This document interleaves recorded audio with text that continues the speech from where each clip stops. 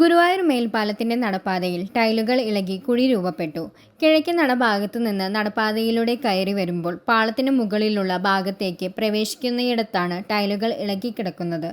പാളത്തിന് മുകളിലുള്ള 2 സ്പാനുകൾ നിർമ്മിച്ചിരിക്കുന്നത് റെയിൽവേയാണ്. ഈ ഭാഗത്തെ നടപ്പാതയിൽ കോൺക്രീറ്റ് മാത്രമാണുള്ളത്. കോൺക്രീറ്റ് ഭാഗവും ടൈൽ വിരിച്ച ഭാഗവും യോജിക്കുന്നിടത്താണ് ഇപ്പോൾ ടൈലുകൾ ഇളകിയിട്ടുള്ളത്. ഇവിടെ രൂപപ്പെട്ടിട്ടുള്ള കുഴിയിൽ ആളുകളുടെ കാലുടക്കി അപകടത്തിന് സാധ്യതയുണ്ട്. സാധാരണ യാത്രക്കാർക്ക് പുറമെ പ്രഭാതത്തിലും വൈകിട്ടും ആളുകൾ വ്യായാമ നടത്തത്തിനും ഈ നടപ്പാത ഉപയോഗിക്കുന്നുണ്ട്. അധികൃതർ അടിയന്തരമായി ഇടപെട്ട് നടപ്പാതയിലെ ടൈലുകൾ ശരിയാക്കണമെന്നാവശ്യപ്പെട്ട് നഗരസഭാ കൗൺസിലർ വി.കെ. സുജിത്ത് അധികൃതർക്ക് കത്ത് നൽകി.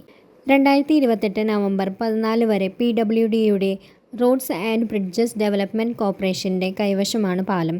കരാറുകാരായ ചെന്നൈ SPL ഇൻഫ്രാസ്ട്രക്ചറിനാണ് സംരക്ഷണ ചുമതല.